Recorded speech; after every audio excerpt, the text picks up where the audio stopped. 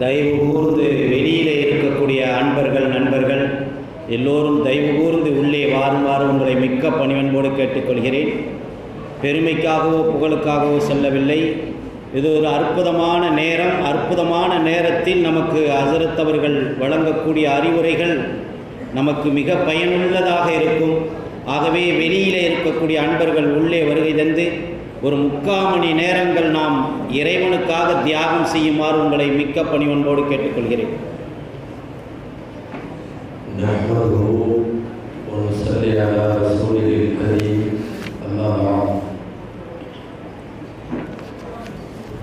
فقد قال الله سبحانه وتعالى في كلامه القديم والفرقان الحميد: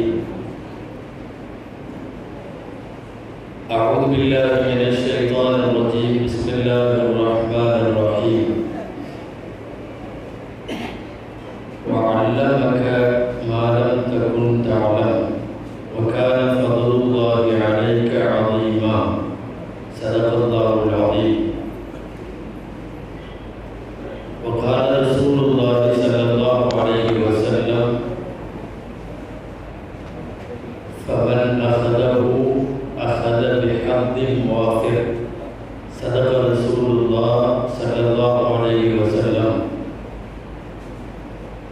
அளவற்ற அருளாளரும் நிகழ்த்த அருளுடையவருமாகிய எல்லாம் வல்ல அல்லாஹ்வின் பெயரால் கூறுகிறேன். அருமை நாயகம் முஹம்மது ரசூலுல்லாஹ் ஸல்லல்லாஹு அலைஹி வஸல்லம் அவர்கள் மீதும் நற்பாக்கியங்கள் நிறைந்த அவர்களுடைய உம்மத்தின் மீதும் குறிப்பாக இந்த ஜேஎம்எஸ் அரபிக் கல்லூரியினுடைய பட்டமளிப்பு அரங்கிலே வீற்றிருக்கிற நம் அனைவர் மீதும் எல்லாம் வல்ல அல்லாஹ்வின் நல்லருள் என்றென்றும் நிறைவாக உண்டாவதாக. ஆமீன். கண்ணியத்திற்கும் மரியாதைக்கும் உரிய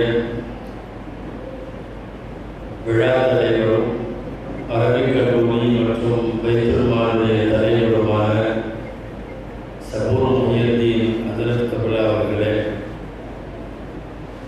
தங்களுடைய திருக்கரத்தால் சனதி வழங்கி அமர்ந்திருக்கிற தமிழகத்தினுடைய மூத்த ஆளுமைகளில் ஒருவரும் மிக அற்புதமான பாரம்பரிய பெருமையும் கொண்டிருக்கக்கூடிய சங்கைக்குரிய முஹிப்புல்லா ஹஸரத் கபிலா அவர்களுக்காகவும் எனக்கு முன்னாலே உரையாற்றிய இக்கல்லூரியினுடைய பேராசிரியர்கள்,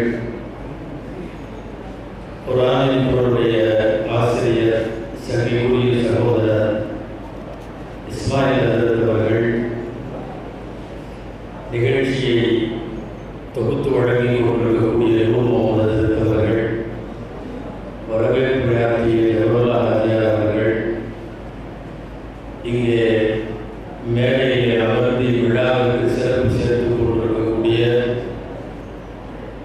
மதுரை மாவட்ட ஜமாஅத் உலமாவுடைய சங்கைக்குரிய பொறுப்பாளர்கள், நாஃபியுல் அரபிக் கல்லூரியினுடைய பொறுப்பாளர், அங்குக்குரிய மறைச்சுடர் பத்திரிகையினுடைய ஆசிரியர் ஹஸரத் அவர்கள், ஜேஎம்எஸ் அரபுக் கல்லூரியினுடைய மாண்பார்ந்த நிர்வாகிகள், பைத்துல் மாலினுடைய தன்னலமற்ற சேவகர்கள், இவ்விழாவில் எனக்கு முன்னால் பல்வேறு வகைகளிலும் பங்கெடுத்த மார்க்க அறிஞர்கள், சமுதாய பிரமுகர்கள், பட்டவர்களுடைய அன்பு மௌலவிகள், ஹாஃபிழ்கள், அவர்களின் பெற்றோர்கள், உறவினர்கள், வருகை தந்திருக்கிற பெரியோர்கள், தாய்மார்கள், அன்பு சார்ந்த இக்கல்லூரியினுடைய கல்வி செல்வங்களான மாணவ சகோதரர்கள், உங்கள் அனைவருக்கும் என் ஆர்வமான அஸ்ஸலாமு அலைக்கும் வரஹ்மத்துல்லாஹி வபரகாத்துஹு. விழா துவங்கியதிலே இருந்து இதுவரைக்கும் பேசிய எல்லாம் இக்கல்லூரியினுடைய பாணி நிறுவனர் மர்ஹூம் அஷ்ரஃப் அலி ஹதரத் நவரல்லாஹு மர்கதஹு அவர்களை பற்றி எல்லாம் தொட்டும் தொடர்ந்தும் பேசினார்கள்.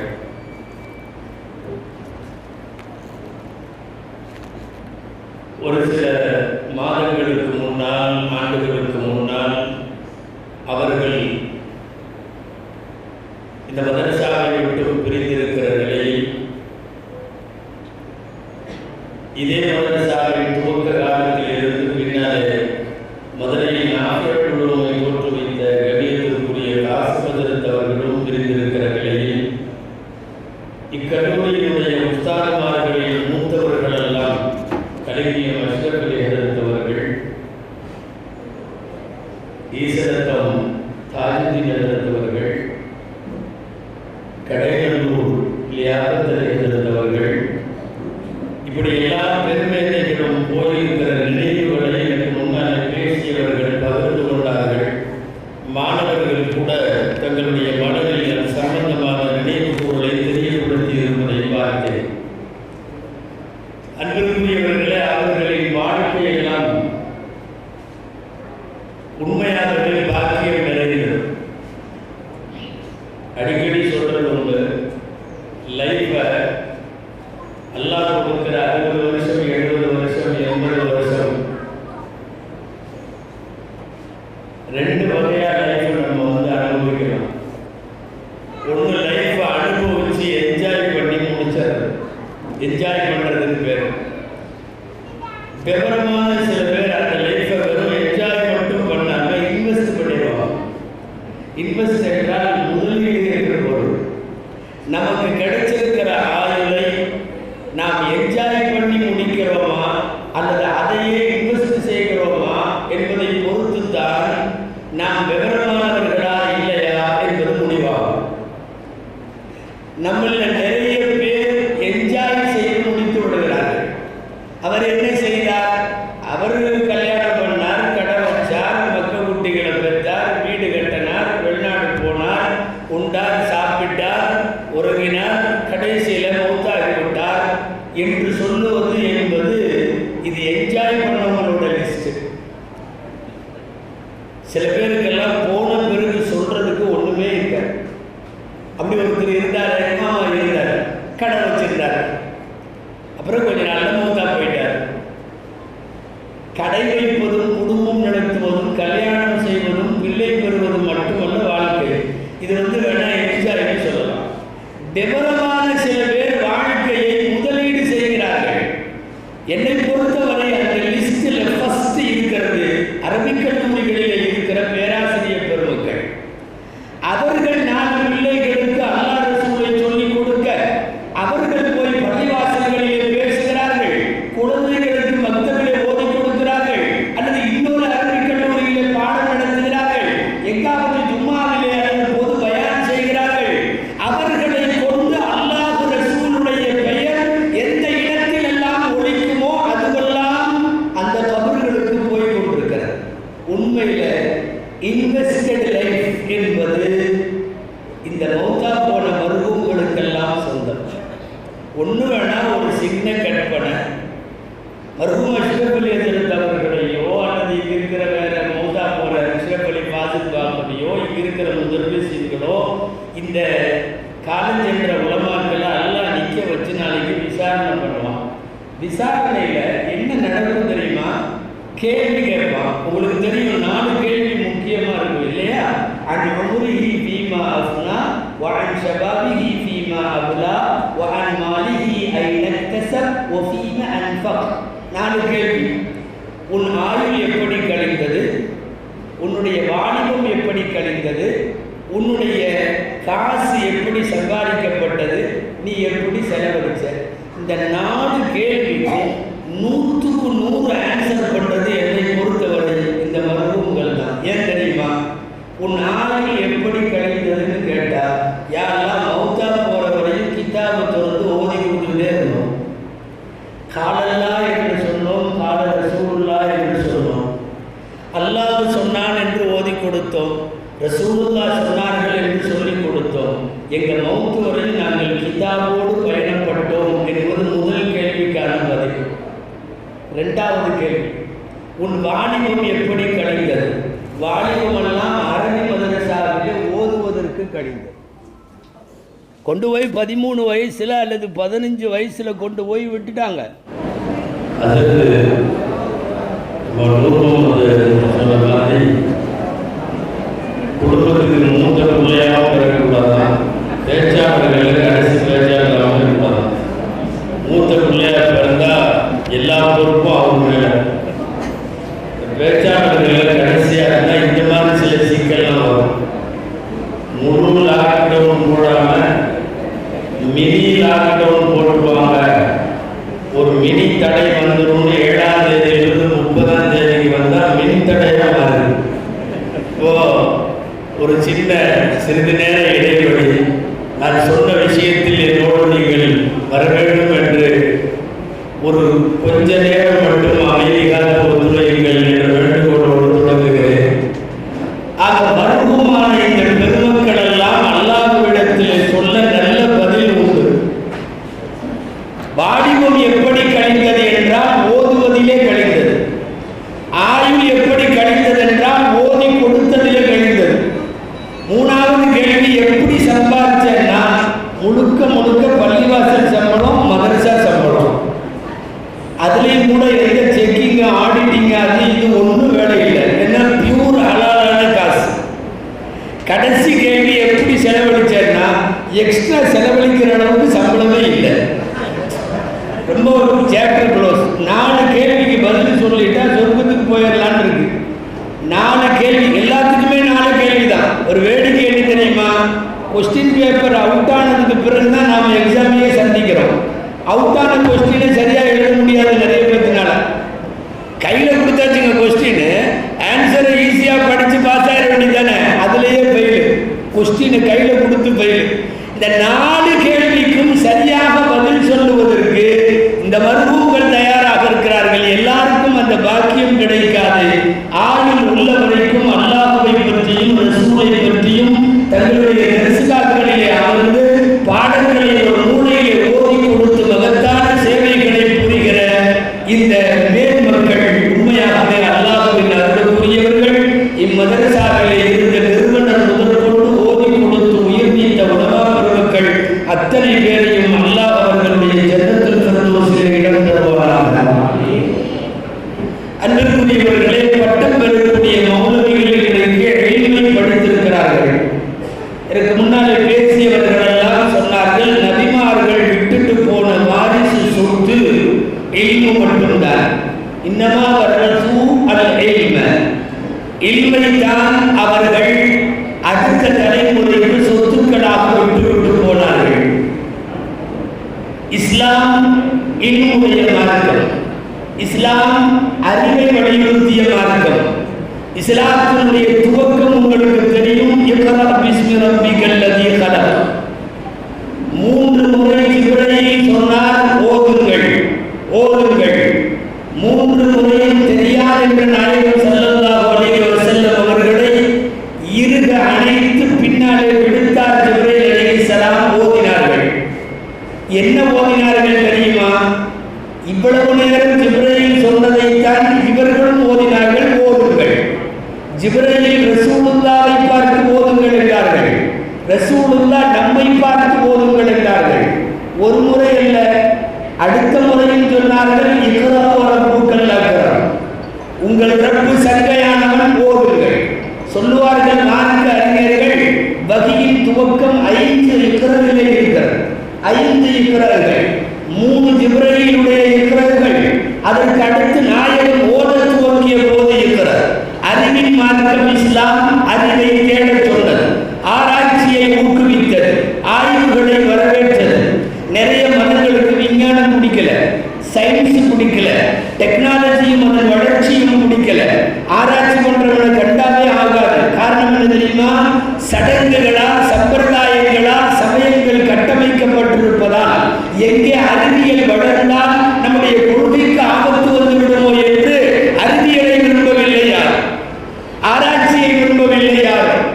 நாம மட்டும்தான் சொல்றோம், ஆய்வு செய், ஆராய்ச்சி செய். நீ கண்டுபிடித்து கண்டுபிடித்து கண்டுபிடித்து கண்டுபிடித்து போய் போய் போய் போய் வளர்ந்து வளர்ந்து வளர்ந்து எங்காவது ஒரு உயரத்திற்கு விஞ்ஞானம் போகுமானால் அங்க நின்றுட்டு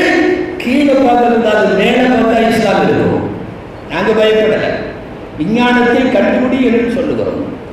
எனவே இல்மை அல்ல, இல்மின் எல்லா விதமான ஸ்டேஜ்களை, மர்ஹலாக்களை ஊக்குவித்தது இஸ்லாம். கண்டுபிடியுங்கள், படியுங்கள், ஆய்வு செய்யுங்கள். நிறைய மார்க்க அறிஞர்கள், உலமாக்கள் வெறும் அல்லாஹ் ரசூலின் குர்ஆன் ஹதீஸை மட்டுமல்ல எல்லா துறைகளையும் பேசினார்கள். ஒட்டுமொத்த உலகத்திற்கான கெமிஸ்ட்ரி என்கிற வேதியியல் ஜாபிர் இப்னு ஹய்யான் ரஹ்மத்துல்லாஹி அலைஹி தந்தது மிகப்பெரிய ஆலிம். அதுவும் இது போன்ற மதரசாக்களிடம் உலமாக்களிடம் மண்டியிட்டு ஓதிய ஆலிம். உலகத்தில் மேப்பு முறைகளை எல்லாம் கண்டுபிடித்த அல்லாமா இத்ரீசி மிகப்பெரிய ஆலிம். மருத்துவத்துறையின் பிதாமகன் என்று சொல்லப்படக்கூடிய அபு அலி சீனா, அவிசன்னா என்று டாக்டர்கள் சொல்லுகிறார்களே, அவர் எழுதிய கிதாபு திம்புதான் பைபிள்ஸ் ஆஃப் டாக்டர், டாக்டர்களுடைய பைபிள் என்று சொல்லுவார்கள். அந்த கிதாபை எழுதிய அபு அலி சீனா மார்க்க அறிஞர். நிறைய பேர் இந்த உலகத்திற்கு அறிவியல் சேவைகள் அல்ல, எல்லா துறைகளிலும் சேவையாற்றியவர்கள் ஆலிம் உலமா பெருமக்கள். அதனால நாம இல்மை எல்லா காலத்திலையும் ஊக்குவிக்கிறோம், எல்லா காலத்திலையும் ஊக்குவிக்கிறோம். கிறிஸ்தவ சமுதாயத்தில் ஆரம்பத்தில் தனியாக ஜெயிலெல்லாம் இருந்துச்சாங்க. எதுக்குன்னா இந்த சயின்டிஸ்டுகளை பிடிச்சி போடுறது. ஏன்னா அவன் எதையாவது கண்டுபிடிக்கிறான், அது இவங்க உருவாக்கி இருக்கிற பைபிளுக்கு மாற்றமாக இருக்குது. பிரச்சனை ஏன் நீ கண்டுபிடிக்காது. அந்த கலீலியோங்கிற ஆள் அவர் முதல்ல அவர் சும்மா இருக்காம பூமி சுற்றுதுன்னார். அப்புறம் அந்த திருச்சபையில் உள்ளவங்கெல்லாம் வந்துட்டாங்க. இவர் சூரியன் சுற்றுதுன்னு சொல்கிறியா இல்லையா? இல்லை அப்படியெல்லாம் நான் சொல்ல முடியாது, என்னுடைய கண்டுபிடிப்புல பூமி தான் சுற்றுது. ஜெயிலில் தூக்கி போட்டாங்க, உள்ளே கிடந்தார், ரொம்ப நாளாக உள்ளே கிடந்தார். அடித்து துன்புறுத்தினாங்க, சூரியன் சுற்றுதுன்னு எழுதி கொடுங்க, எழுதி தரல, பூமி தான் சுற்றுதுன்னார். கடைசியாக ரொம்ப விட்டா கொன்றுவானம் போல தெரியுதுங்கிறப்ப தான் சரி கையெழுத்து போடுறேன்னு கொண்டு வந்தாங்க. சூரியன் சுற்றுதுன்னு அதில் இருந்துச்சு. கையெழுத்து போட்டு மெதுவாக சொன்னார், நான் கையெழுத்து போட்டாலும் பூமி தான் சுற்றுது. நான் கையெழுத்து போடுறதுனால மாற்றமாக சுற்றும் போது ஆராய்ச்சியில் அப்படிதான் சுற்றுது, அவ்வளோதான். நான் கையெழுத்து போட்டாலும் இப்படிதான் சுற்றுது. நிறைய சமயங்களிடம் அறிவாளிகளுக்கு, அறிவுஜீவிகளுக்கு, கல்வியை தேடுபவர்களுக்கு மரியாதை இல்லை. இந்த மார்க்கம் இறங்கிய முதல் நாளில் இருந்து கியாமத்து வரையும் இது கல்வியால் கட்டமைக்கப்பட்டது, அறிவால் அஸ்திவாரம் விடப்பட்டது. எனவே படிக்க சொல்லுகிறோம். சீனா சென்றாயினும் சீர்தேசம் கற்றுக்கொள்ளுங்கள், சீனா சென்றாயினும் சீர்கல்வி கற்றுக்கொள்ளுங்கள். நான் இங்கே ஒரு விளக்கம் சொல்ல ஆசைப்படுகிறேன்.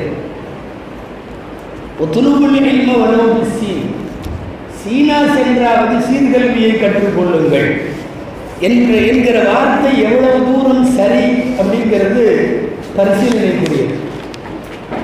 நான் கடந்த வாரத்தில் இப்போது சொன்னார்களே, இஸ்லாத்தின் வேறுகளும் விடுதலும் என்று சுமார் 1100 பக்கங்களில் சஹாபாக்களின் வரலாறு ஒன்றை எழுதி முடித்திருக்கிறேன்.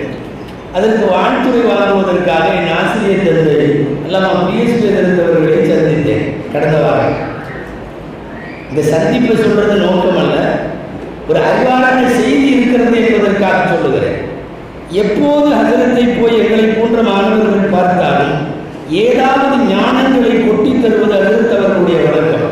அல்லாஹ் ஆயுளை நீட்டி தருவார். அவர்களுடைய பாணியிலே கேட்டார்கள், ஏன் சந்தேகத்தி எல்லாரும் சீனா தேசம் போயாயும் சீர்கல்வி கொண்டிருக்கணும் ரசூலுல்லாஹ் சொன்னதா சொல்றாங்களே, ரசூலுல்லாஹ் மதீனாவை உட்கார்ந்துட்டு சீனாவுக்கு நீ போன்னு சொல்லியிருப்பாங்களா? லாஜிக்கா இது ஒத்து வரலையே. ஏன்னா ரசூலுல்லாஹ் உட்கார்ந்துருக்கிறது மதீனாவில், ஆனால் நீ சீனா தேசம்ல அப்படி ஒன்றும் பெரிய ஆணிமுன்னா அன்னைக்கு இல்லை, ஒரு இன்டலெக்சுவல்கள் வாழ்கிற பூமி இல்லை, சொல்லப்போனால் அதிக முட்டா போய் இருந்திருக்காங்க காலத்தில். எப்படி போக சொன்னார்கள் சீனா தேசத்துக்கு? இது எல்லாரும் பேசிட்டு வேற இருக்கிறீங்களே, சரியாக புரியுதா என்றெல்லாம் சொல்லிவிட்டு அதிர்த்தவர்கள் ஒரு விளக்கம் சொன்னார்கள். தசூக்கி முத்தாரா செஞ்சிருக்கையான ஒரு அறிவு கிதாபு, அற்புதமான கிதாபு, அதை சொல்லுகிறார்கள். இந்த கிதாபில் ஒரு செய்தி இருக்கு, நான் உனக்கு சொல்றேன், நீ சமுதாயத்துக்கு சொல்லு என்று சொல்லி எப்படி சொன்னார்கள் அதற்கு பேசுகிறவர்கள். ஏன்னா ரசூலுல்லாஹ் மதீனாவில் இருக்கிறார்கள் என்றால் இல்மு மதீனாவில் இருக்குன்னு அர்த்தம். சைனாவில் இல்லை, ஆப்பிரிக்கா, அமெரிக்கா, இந்தியா எங்கேயும் கிடையாது. இன்னும் மதீனாவில் தான். அனமதீனத்தில் அழியும் பாபுகா, நான் கல்வியின் வாசல், கல்வியின் பட்டணம், அலிரதியல்லாஹு அன்ஹுவின் தலைவாசல் என்றார்கள் ஸல்லல்லாஹு அலைஹி வஸல்லம். இல்மு என்பது மதீனாவில் தான் கடைசி காலத்தில் கரை ஒதுங்கும். கமா கமா தஅருஜுல் ஹய்யத்து இலா ஹுதுரிஹா, ஒரு ஹதீஸ் உண்டு, பாம்பு தன் பொந்துக்குள்ளே மீண்டும் செல்வது போல் கல்வி எல்லாம் மதீனாவுக்குள் போகும்னு வருது. எனவே கல்வியும் கல்வியின் பட்டணமும் கல்வியாளரும் மதீனாவிலே தான் இருக்கிறார்கள். பின்னப்படி சீனா தேசத்திற்கு போக வேண்டும். இது ஒத்து வர லாஜிக்கா இடிக்குது. தசூகி அவர்கள் தங்களுடைய பாடத்தில், தஷ்பீஹுடைய பாடத்தில் ஒரு இடத்தில் எழுதுகிறார்கள், உத்துலுகுல் இல்ம, இல்மை தேடுங்கள், வலவ் குன்தும் பிஸ்ஸீன், நீங்கள் சீனாவில் இருந்தாலும் இங்கு வந்து பாடம் படிங்கள். அல்லாஹ் ரசூல் இருக்கிற இடத்துக்கு வாங்கன்னு அர்த்தம். வலவ் குன்தும், அதற்கு அவர்கள் தொடர்ந்து எங்களிடத்தில் பேசுகிற போது சொன்னார்கள், அரபிய உலமாக்கள் அறிவார்கள், வலவு என்கிற வார்த்தைக்கு பின்னால் காணையக்கும் பெரும்பாலும் மஹ்தூஃபாக இருக்கும். குர்ஆனிலே வலவுக்கு பின்னால் வலவுக்கும் ஆழமுறை, வலவுக்கான உலில் குர்பா, வலவுக்கு பின்னால் அவுக்கு பின்னால் காணும் வருகிறார். நான் எதிர்த்தவர்களிடத்தில் பேசி முடித்து விட்டு வந்து அல்ஃபியாவிலே பாடத்தை எடுத்து நான் பார்க்கிறேன். அங்கே இருக்கிறது, யஹ்திஃபூனஹா வ யர்கூனல் கபர் பஅத இன் வலவ் கதீரன் தஷ்தகர், பெரும்பாலும் காணையக்கூனு லவ்வுக்கு பின்னால் ஒளிந்து கொண்டுதான் இருக்கும். அல்ஃபியாவில் எழுதியிருக்கிறார். அப்படி என்ன அர்த்தம் தெரியுமா? உத்லுபுல் இல்ம், நீங்கள் கல்வியை கற்றுக்கொள்ளுங்கள். வலவ் குன்தும் பிஸ்ஸீ, தூரமாக இருக்கிற சீனாவில் இருந்தாலும் நீ வந்து அல்லாஹ் ரசூலை இல்மப்படி என்று அர்த்தமே ஒழிய சீனா தேசம் சென்றாயினும் என்பது தவறு. சீனாவிலே அறிவாளிகள் இல்லை, மதீனாவிலும் மதீனத்து மண்ணிலும் தான் அறிவாளிகள் இருக்கிறார்கள். எனவே நான் பேசிக்கொண்டு வந்தது அறிவின் மார்க்கம் இஸ்லாம் ஆராய்ச்சியை ஊக்குவித்தது மட்டுமல்ல, எவ்வளவு தூரத்தில் இருந்தாலும் பாடுபட்டு படித்துக்கொள், கஷ்டப்பட்டு படித்துக்கொள். கஷ்டப்பட்டு படித்தார்கள். இங்க 10 சஹாபிகள் பட்டம் வாங்குகிறார்கள். இந்த 10 பேரும் 7 வருஷம் ஓதி முடித்திருப்பார்கள். நம்ம எல்லாமே இங்கே ஓதி முடித்தவங்க, ஆனால் நாமெல்லாம் சொகுசா ஓதி முடிச்சிருக்கோம்னு அர்த்தம். கஞ்சிக்கு இல்லாமல் ஓதியவர்கள் உண்டு. இந்த தமிழ்நாட்டிலேயே ஒரு 30-40 வருஷத்துக்கு முன்னாடி ஓதுனவங்கெல்லாம் தகரப்பட்டி தூக்கி தலைமையில் வச்சுக்கிட்டு பஸ் இல்லாத இடத்துக்கு நடந்து போய் ஓதுனவங்கெல்லாம் உண்டு. இங்கே இருக்கிற பெரியவர்களையே சொல்லலாம். நம்மளாம் சொகுசா ஓதுறோம். 3 நேரம் சாப்பாடு, 2 நேரம் டீ, அது இந்த மாதிரி சில ஸ்நாக்ஸ் எல்லாம் கொடுக்குறாங்க. எல்லா வசதிகளும் உண்டு, சொகுசாக ஓதுகிறோம். ஸ்பெயினில், பழைய ஸ்பெயினில், அந்துலுஸில் அங்கிருந்து ஒருத்தர் வந்தார். அவர் பகி இப்னு முஹல்லத் பேர். அவருக்கு கல்வியை தேடி வருகிறார். அன்றைக்கு உலகத்தின் மிகப்பெரிய ஆளும் அஹ்மது பின் ஹம்பல் ரஹ்மத்துல்லாஹி அலைஹி, அவருக்கு போய் ஓதணும்னு வர்றார். வெகு தூரம் அவர் இடத்துல இருந்து கடல் கடந்து ஆப்பிரிக்காவுக்கு வருது. ஆப்பிரிக்காவில் இருந்து பகுதாதுக்கு அல்லாஹு அக்பர் பல மாதங்கள் பயணம் வந்து, இப்போ இன்னைக்கு மாதிரி வாட்ஸ்அப் எல்லாம் இல்லையே, ஒன்றும் தெரியாத விஷயம். பகுதாதுக்குள்ள நுழைய போறாரு. அப்பதான் ஒருத்தர் சொல்றாரு, அஹ்மது பின் ஹம்பலுக்கும் அரசுக்கும் இடையில கருத்து வேறுபாடு, கலீஃபா பாடம் நடத்தக்கூடாதுன்னு அவருக்கு தடை போட்டிருக்காரு, ஃபத்வா தரக்கூடாது, பாடம் நடத்தக்கூடாது. வீட்டு சிறையிலே அஹ்மது பின் ஹம்பல் இருக்கிறார்கள். இப்போ பார்த்து அவருக்கு ஓதலுக்கு இவ்வளோ தூரத்திலிருந்து வந்திருக்கிய, நீ ஓத முடியாதுன்னு சொன்ன உன்னை நொந்து போயிட்டார். வெகு தூரம் பல மாத பயணத்திற்கு வந்து எந்த உஸ்தாதிட்ட ஓதணுமோ மீண்டும் மின்தடை. நிறுத்துற மாதிரி இல்லை, நான் பேசி முடிச்சிடுறேன். ஓரளவு கேட்டுக்குங்க. நீங்கள் கேட்டவங்க தாய்மார்கள்ட்ட போய் சொல்லிடுங்க. பகி இப்னு முஹல்லத் அவர்கள் அப்போ வந்துட்டாங்க. அஹ்மது பின் ஹம்பல் ரஹ்மத்துல்லாஹி அலைஹி வீட்டுக்கு போகிறார். வீட்டுக்கு போய் கதவை தட்டினாங்க. அஹ்மது பின் ஹம்பல் கதவை திறக்கிறாங்க. யார் நீங்க? நான் பகி, என் பேர். நான் ரொம்ப தூரத்தில் இருந்து வரேன். அஹ்மது பின் ஹம்பல் ரஹ்மத்துல்லாஹி சொன்னாங்க, ரொம்ப தூரம், ஆப்பிரிக்காவிலேருந்து வரேன் அப்படின்னு கேட்டாங்க.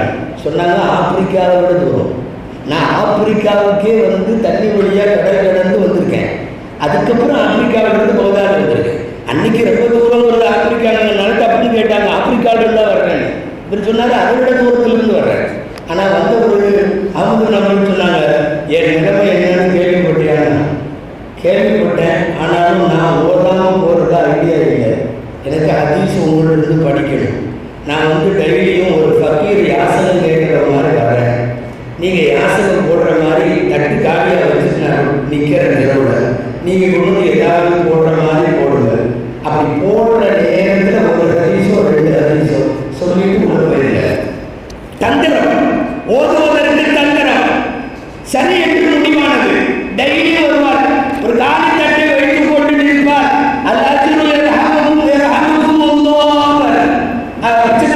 சொல்ற வார்த்தை இது.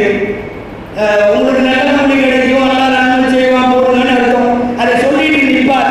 அஹ்மது நம்பர் ரஹ்மத்துல்லாஹி சில நாட்களில் சனதோடு 2 ஹதீஸுகள் அல்லது சில நாட்களில் 3 ஹதீஸுகள். எந்த அளவு தெரியுமா? ஒரு கிதாபு தொகுக்கிற அளவுக்கு டெய்லியும் பிச்சைக்காரராக இருந்து பகீர் முகல்லவர்கள் கல்வி பெற்றார்கள். கலீஃபா மௌத்தா போயிட்டார், தடை நீங்கிவிட்டது. மீண்டும் அஹ்மது பின் ஹம்பல் பாடத்துக்கு வந்தார்கள். பாடத்திற்கு வந்த போது ஊருடைய பகதாதனுடைய ஜாமியா மஸ்ஜிதிலே பகீர் பின் முகல்லத் 3 வரிசையில் உட்கார்ந்திருந்தார். அஹ்மது பின் ஹம்பல் ரஹ்மத்துல்லாஹி அலைஹி கூடியிருக்கிற மக்களிடத்தில் சொன்னார்கள், ஹாதா தாலிபுல் இல்ம், இவர்தான் உண்மையான தாலிபுல் இல்ம், இவர்தான் ஓதரவுள்ள. மற்றவர்களை எல்லாம் விட சொகுசாக ஓதுபவர்களையும் அல்ல, இந்த ஓதுவதற்காக கடும் கஷ்டப்பட்டு பிரயாசம் எடுத்துக்கொண்டு ஓதியவர்கள் நமக்கு முன்னால் இருக்கிற எத்தனையோ மார்க்கார்கள். சொல்ல போனா இன்னைக்கு நாம ஓதுறதெல்லாம் சொகுசாக ஓதுகிறோம். இருந்தாலும் கூட ஒரு வகையில் எப்படியாவது குடும்பத்தை பிரிந்து வேறுபட சம்பாத்தியங்களை எல்லாம் பிரிந்து விட்டு நாம் ஓதக்கூடிய காரணத்தால், அப்படி பட்டம் வாங்குகிற காரணத்தால் இன்றைக்கு இருக்கிற இவர்களும் தியாகிகள் என்றுதான் சொல்ல வேண்டும். அன்புக்குரிய மௌலவிகளே, சமுதாயத்திற்கு மௌத்து வரை நீங்க தேவை. நீங்க மௌத்தா போற வரை நான் மாணவர்களுக்கு சொல்லுகிறேன். சில பேர்லாம் ரெடியா பாஸ்போர்ட்லாம் கையில் வச்சிருப்பீங்கன்னு நினைக்கிறேன். ஒரு ஊர் பேர்கள்லாம் சிலது வாசிக்கும் போது கேட்டேன். அந்த ஊர் பூராமே ஃபாரின் போகிற ஊராக இருக்கு. கிளம்பிடாதீங்க. நீங்கள் அப்படியே கிளம்பினாலும் மௌத்து வரைக்கும் எங்காவது ஒரு குழந்தைக்காவது நீங்கள் குர்ஆன் ஓதி கொடுத்து கொண்டிருக்க வேண்டும். நீங்கள் கற்ற கல்விக்கான இது அதுதான். உலமாக்களை நோக்கி மக்களின் தேவை கியாமத் வரை இருக்கும். கியாமத் வரை இருக்கும். நான் வேற மாதிரி சொல்றேன். ஏதாவது நோய் வந்துருச்சுன்னா டாக்டர்கிட்ட போயிடுவான். வீடு கட்டணும்னு சூழ்நிலை வருது, இன்ஜினியர்கிட்ட போயிடுவான். பிரச்சனையில் மாட்டி சிக்கிட்டாங்கன்னா லாயர்கிட்ட போயிடுவான். வக்கீல் வழக்கு லாயர்கிட்ட போயிடுவான். உலமாக்கள்கிட்ட இந்த எல்லாத்துக்குமே அங்கதான் போகணும். ஹஸ்ரத் நோய்வாய்ப்பட்ட துவா செய்யுங்க. ஹஸ்ரத் வீடு கட்டுற துவா செய்யுங்க. ஹஸ்ரத் ஒரு பிரச்சனை கோர்ட்டில் கேஸ் போயிட்டு இருக்கு, நல்ல தீர்ப்பு துவா செய்யுங்க. எந்தெந்த தனித்தனி துறைகளிடம் போகிறார்களோ அவர்களெல்லாம் அனைத்து துறைகளுக்குமான பொருளாக பார்ப்பது ஆட்சி கிடைத்தார். கொஞ்சம் இன்னும் வேற மாதிரி சொல்றேன். ஆளுங்களை மட்டும்தான் காரணமே இல்லாமல் சந்திக்க வருவார்கள் பொதுமக்கள். வாங்க, என்ன விஷயமா வந்து ஒன்றும் இல்லை, சந்திச்சு போராட்டு வந்தேன், அவ்வளோதான். நீங்கள் நேராக டாக்டர்கிட்ட போய் சாயந்தரம் அவருடைய கன்சல்டேஷன் ஹவர்ஸ் பிட்வீன் 6 and 9 ரோடு வச்சுருப்பார். உள்ளே போய் இஸ்லாமில் உங்களுக்கு என்ன செய்யுங்க, ஒன்றும் செய்யணும், உங்களை பார்த்துட்டு போராட்டு வந்து என்ன சொல்லுவார்? யாருக்கு நல்லா சந்திச்சு அல்லது இன்ஜினியரை சந்திக்க போய் எங்கே வந்தீங்க? சும்மா உங்களை பார்க்கலான்னு வந்து போகிறது. உலக மருத்துவனை நோக்கி அப்படி போகாது, ஒரு இன்ஜினியரை நோக்கி போகாது, லாயரை நோக்கி போகாது. அந்தந்த டிபார்ட்மெண்ட்டுக்குள்ளவே தேவை உள்ளவன் வக்கீலிடம் போவான், கட்டிடம் கட்டுபவன் இன்ஜினியரிடத்திலே போவான். எந்த காரணமுமே இல்லாமல் சந்திக்க வந்தேன், துவா வாங்க வந்தேன், வர்க்கத்திற்காக வந்தேன் என்று வாசலுக்கு வருவது என்பது உலமாக்களை நோக்கி மட்டும்தான் வருகிறார். அதனால்தான் உங்களுக்கு அங்கீகாரம் செய்து இன்றைக்கு உங்களுக்கு பட்டம் கொடுக்கிற நாள் அல்ல, தவறாக புரிந்து கொள்ளக்கூடாது. உங்களை சமுதாயத்திற்கு அர்ப்பணிக்கிற நாள். இது இனாகுரேஷன் தான். இது வெறுமனே ஒரு டிகிரி கொடுக்கிற செலிப்ரேஷன் கிடையாது. இது உங்களை அர்ப்பணிக்கிற நாள். என்ன அர்த்தம் தெரியுமா? சாதி என்று பட்டம் கொடுக்கிறோம். எங்க பார்த்தாலும் ஆளை பிடிச்சிருந்த மவுத்து வரைக்கும் இருந்தாலே குர்ஆன் ஹதீஸோட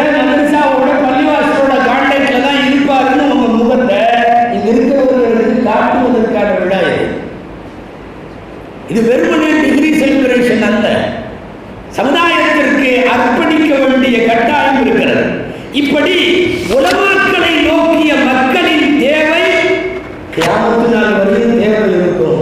கியாமத்து நாள் வரைக்கும் ஆலிம்கள் வந்து கொண்டேதான் இருக்கிறார்கள். அந்த ஆலிம்களை பொறுத்தவரை அவங்க ஒரு முடிவுக்கு வரணும். துவா செய்யணும், யா அல்லாஹ் என்னை வந்து மவுத்து வரைக்கும் என்னை இந்த பாதையிலே வைத்தது, மவுத்து வரைக்கும் என்னிடத்தில் இருந்து மார்க்க ரீதியான குடும்பத்தை வாங்கிக் கொள் என்று சொல்லி அல்லாஹ்விடத்தில் துவா செய்ய வேண்டிய பொறுப்பு இங்கே பட்டம் பெறக்கூடிய ஆளுங்களுக்கு இருக்கிறது. நாட்டில் உள்ள உலமாக்களுக்கு போகிறான். அது ஒரு பெரிய தௌஃபீக். மௌத்தா போகிற வரையும் அல்லாஹ் ரசூலை பற்றி பேசிட்டு இருக்கிறது அப்படிங்கிறது. அன்பிற்குரியவர்களே, அதற்கு அடையாளமாகத்தான் சரணு கொடுக்கிறோம். அதற்கு முன்னாலே இங்கே பேசியவர்கள் அன்பு தம்பி அபரான் மௌலவி அதற்கு அவர்கள் சொன்னாங்க இல்லையா, அபூ ஹுரைரா ரலியல்லாஹு அன்ஹு ரசூலுல்லாஹை சந்திக்க போனப்ப ரசூலுல்லாஹ் என்ன கொடுத்தாங்க சொல்லுங்க. காலையில் வேற கேட்கலன்னு தெரியுது. செருப்பு கொடுத்தா ஒரு நல்ல மூடில் இருக்கிறப்ப சொல்லிட்டாங்க, வெண்கால லாயிலாக இல்லைன்னா சொன்னா லாயிலாக இல்லைன்னா சொன்னா சொல்லிட்டாங்க. கிடைச்சது சான்ஸ் அபூர்வ அதை கொடுத்துட்டாங்க. நான் எப்போ ஊருக்கு சொல்லட்டுமாண்ணா, ஊரில் எல்லாத்தையும் சொல்லட்டுமாண்ணா. சல்லாலை செல்லமும் நல்ல மூடு, ஒரு ஜமானியத்தான நேரம் போய் சொல்லிட்டாங்க. அபூர்வ தானே அப்போவே கேட்டாங்க.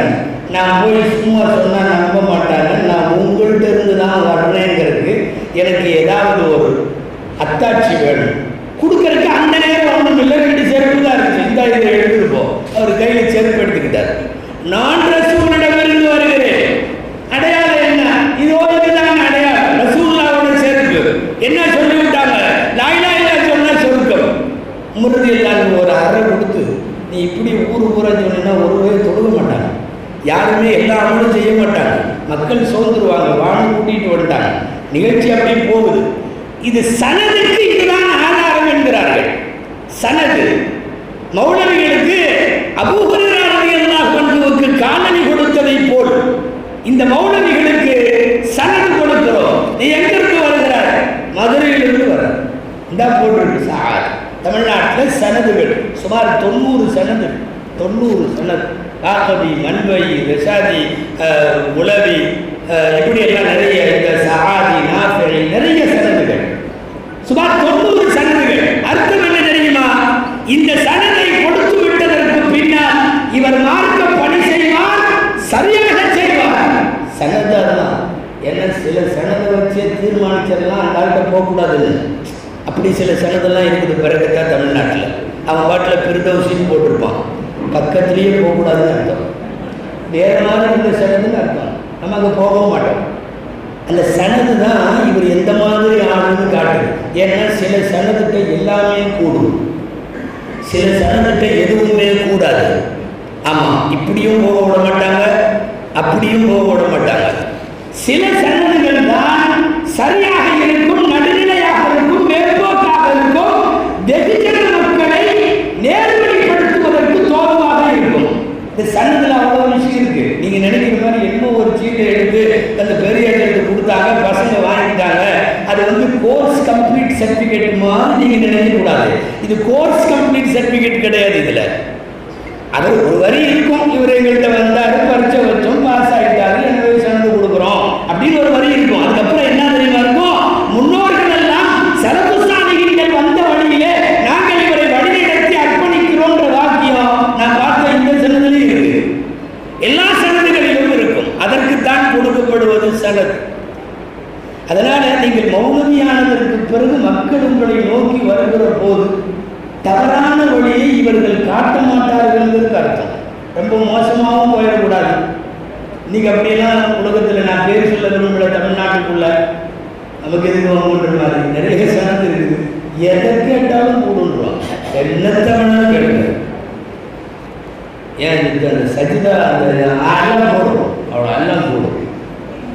வேற யாரையாவது போய் லேசா வேற ஏதாவது இந்த கபிரஸ்தானுக்கு போகலான்னு இருக்கும், ஒரு கூடாது சமாஜ வழிபாடு உள்ள போனாலே காப்பிடுவான். இப்படியும் இருக்கு. இப்ப சனதுகளை வைத்து தமிழகத்தில் தீர்மானிக்கப்படுகிறது. நடுநிலையானவர்கள் உலமாக்கள் அவர்களிடம் பயிலுகிற போது அந்த சனதுகள் வேறு முக்கியத்துவம் பெறுகிறது. சொன்ன மாதிரி சில சனது இப்படி சொல்லிடுவாங்க, சில சனது அப்படி சொல்லிடுவாங்க. சில சனது இருக்குது, ரெண்டையுமே சொல்ல மாட்டாங்க. இருக்கிறவங்க கொஞ்சம் நேரம் குழந்தை விட்டு எங்களுக்கு கூடுமா கூடாது, கூடுற மாதிரி இருக்குது, கூடாத மாதிரி இருக்குது. அவர் எந்த அமலும் செய்ய முடியாது. இல்லை நாமளும் சில நேரம் அப்படி சீக்கிரமான சூழ்நிலையெல்லாம் வரும். இந்த மாதிரி நேரத்தில் அப்படி கேட்டாங்கன்னா வேறு ஒன்றும் இருக்காது. மாலிக் ரஹ்மத்துல்லாஹி வந்து ஒரு ஆள் கேட்டார். அவர் நீக்கிறோ மதீனாவில் இருக்கிறார். மாலிக் இமாம்கிட்ட கேட்டார், எங்கள் அத்தா சூடானில் இருக்காரு. அவன் சொல்கிறான், அசாயிக்கவே வந்து எங்கள் அத்தா சூடானில் இருக்காரு, அவர் அந்த வாரம் என்னை கூப்பிட்றாரு.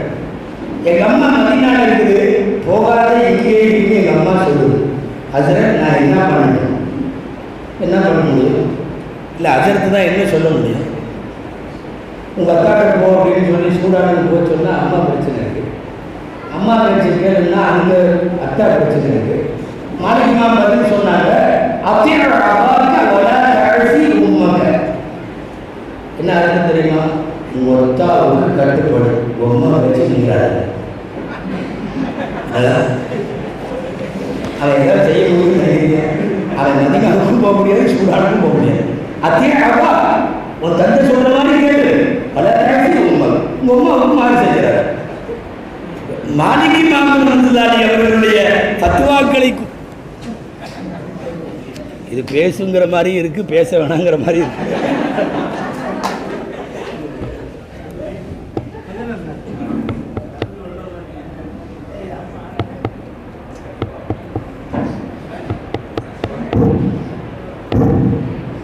எனவே சனது என்பதை உங்களுக்கு கையிலே கொடுப்பது என்பது இதற்காகத்தான். இவர் நடுநிலையாளர், இவர் சரியாக சொல்லுவார், இவர் மக்களை சரியாக நடத்துவார், சரியாக தொழ வைப்பார், சரியாக ஓய்வு கொடுப்பார், இவர் மசாயிலை சரியாக சொல்லுவார் என்றெல்லாம் கொடுக்கப்படுகிற ஒரு சனதிற்கு பின்னாலே இத்தனை செய்திகள் ஒழுங்கிருக்கிறது. அந்த மாதிரி தான் ஒரு தலப்பா கட்டி விடுறோம். தலப்பா நீங்கள் சும்மா ஏதோ பேட்டாக கட்டி விட்டுருக்காங்கன்னு நினைக்க வேணாம். இது ரசூலுல்லாஹ்வுடைய தலப்பா, 7 முழம் 3.25 மீட்ரு. ஆமாம், முதல்ல கட்டுறதுனால பசங்க கசாமுசன்னு சுற்றிட்டு உட்காந்துருக்குறாங்க. இந்த தலப்பா தான் இவர்களுக்கான சனதுக்கு அடுத்தபடியாக உள்ள பெரிய அந்தஸ்து. தலப்பா கண்ணியத்திற்குரியவர்களுடைய அடையாளம். அல் அனாமத்து தீஜானுல் அரப் என்பார்கள் உமர் ரலியல்லாஹு அன்ஹு. அரபுகளின் கிரீடம் அது, மலக்குகளின் கிரீடம் அது. அல் அனாமத்து சீமல் மலாயிகா, மலக்குகளினுடைய அடையாளம். பத்ருக்கு வந்த போதும் தலப்பா, ஹுனைனுக்கு மலக்குகள் வந்த போதும் தலப்பா. தலைப்பாகையை கட்டி கொடுத்தால் அது அர்ப்பணிப்பதற்கு அடையாளம், தூக்கி தலையிலே வைப்பது. பத்ருக்கு வந்த மலக்குகளை பற்றி பாதி பேர் வெள்ளையிலும் பாதி பேர் சந்தன நிறத்திலும் தலைப்பாகை கட்டி இருந்தார்கள் என்று ஹதீஸிலே இருக்கிறது. இந்த தலைப்பாகை உங்களுக்கு வழங்கப்படுவது என்பது நீண்ட பாரம்பரியமாய் உலமாக்களின் வழித்தொடரில் நீங்கள் வருகிறீர்கள் என்பதற்கு அர்த்தம். பல பேரெல்லாம் காலமாய் தலைப்பாகை ஸல்லல்லாஹு அலைஹி வஸல்லம் ஆயுசுல 2 பேருக்கு தலைப்பா கட்டி கொடுத்துருக்காங்க. ஒன்று அலி ரலியல்லாஹு அன்ஹு, இன்னொன்று அப்துர் ரஹ்மான் இப்னு அவுஃப் ரலியல்லாஹு அன்ஹு. அவருக்கு தலைப்பா கட்ட தெரியாது, கொஞ்சம் கட்டினா கசமுசன்னு கட்டுவார். என்னமோ இந்த பிரமனை தூக்கி வயிற்று வைக்கிறதுக்கு சுத்தன மாதிரி சுற்றி இருப்பார். ஸல்லல்லாஹு அலைஹி வஸல்லம் ஊட்டி இப்படி கட்டு என்று சொல்லி நபி ஸல்லல்லாஹு அலைஹி வஸல்லம் தலைப்பாகையை கலட்டி விட்டார்கள். மௌத்து வரைக்கும் அவரு அதுக்கப்புறம் தலைப்பா இல்லாமல் வெளியில் வர்றதில்லை. தலைப்பாகை ஸல்லல்லாஹு அலைஹி வஸல்லம் கட்டு விட்டார்கள். தலைப்பாகைகளுக்கென்று தனி பாடமெல்லாம் இருக்கிறது. அபூதாவுல ஒரு ஹதீஸ் வருது, ஃபர்கு மா பைனனா வ பைனல் முஷ்ரிகீன் அல் அமாயிம் அலல் கலாலிஸ்.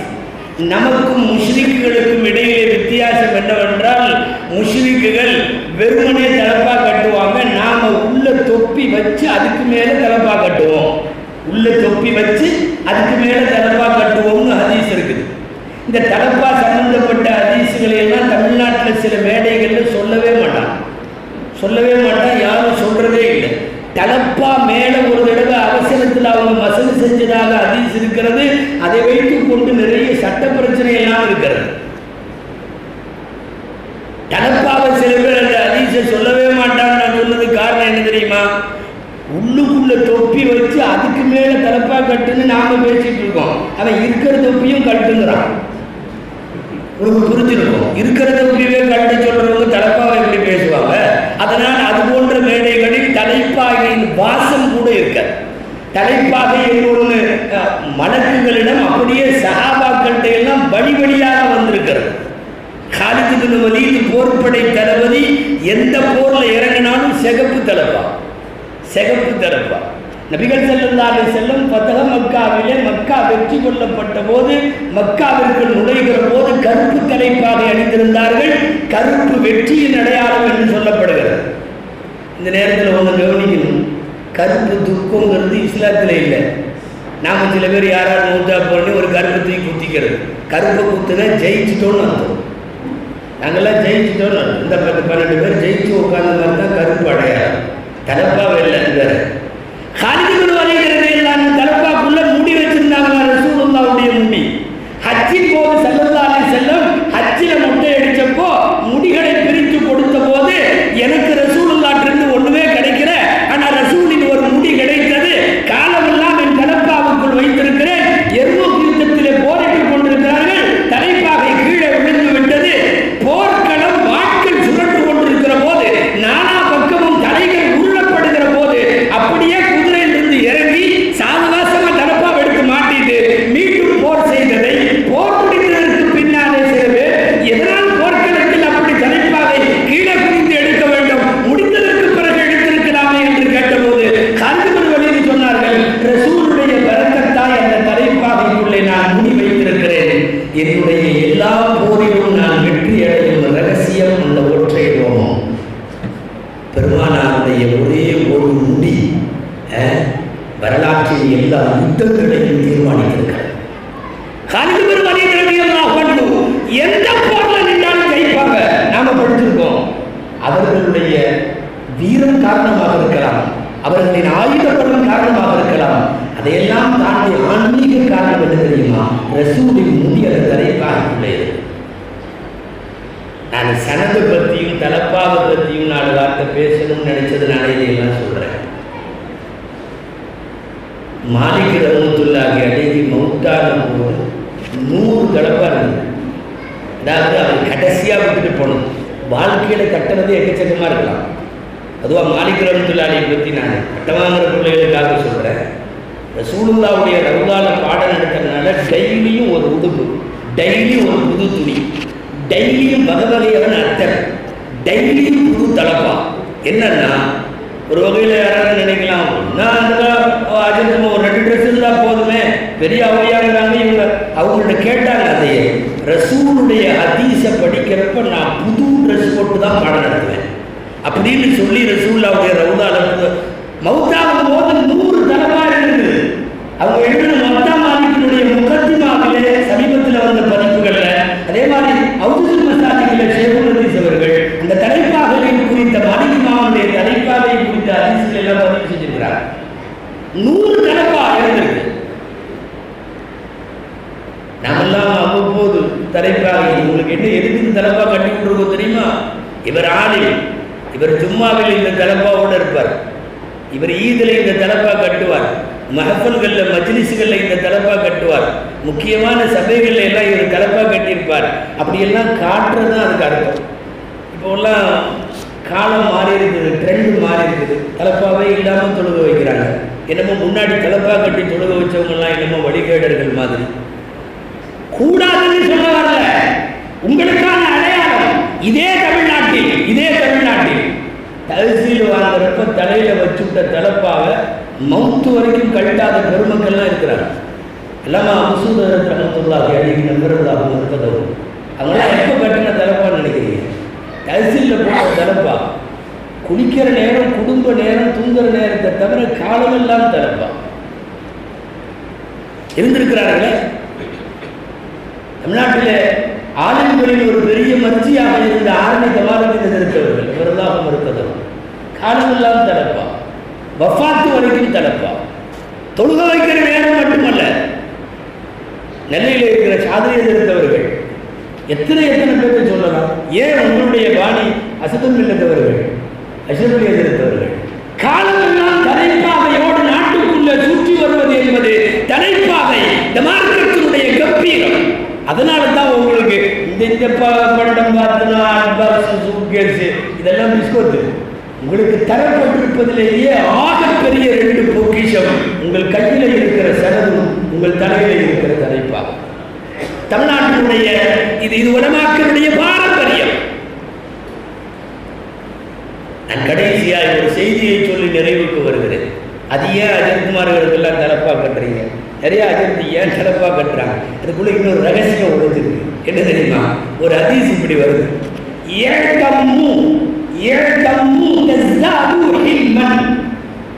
நீங்க தலைப்பா கட்டுங்க சகிப்பு தன்மை அதிகமாகும் ஹதீஸ்ல வருது.